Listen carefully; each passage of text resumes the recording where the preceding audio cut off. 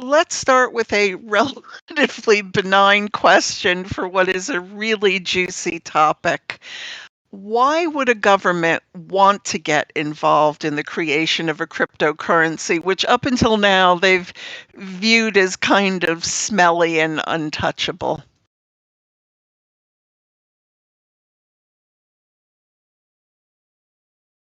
Gavin, you're muted.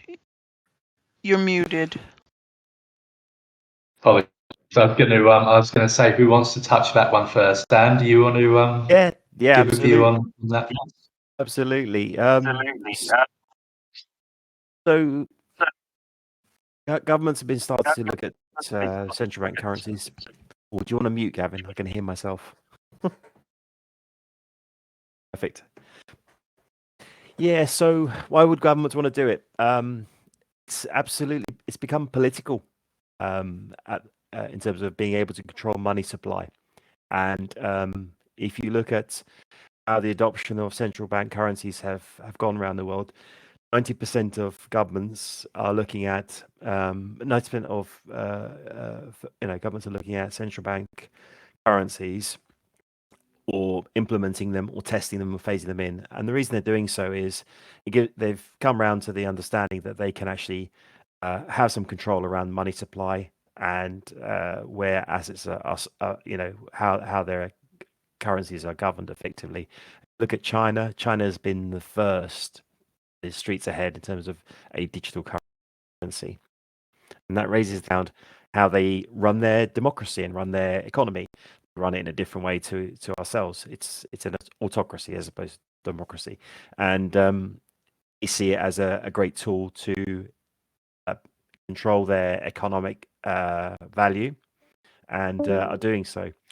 Naturally, we're all catching up on this side of the pond and or this side of the world, and we're looking at it through different lens and how it can support democratic view around money supply and the economic creation through our traditional systems.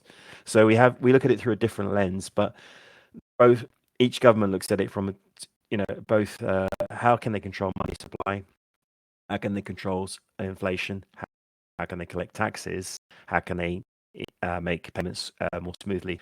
But if I just look at it from a financial lens, but then separate to that, you can see how the anonymity or the privacy of using currencies in a physical form gets compromised and how people can be controlled. If you look at how China recently stopped people using their digital yuan when they were using it for incorrect purposes against the state. So it gave them a full veto on how that currency can be switched on and off. So it is interesting to how it is unfolding, and I think in my head it's absolutely political as well.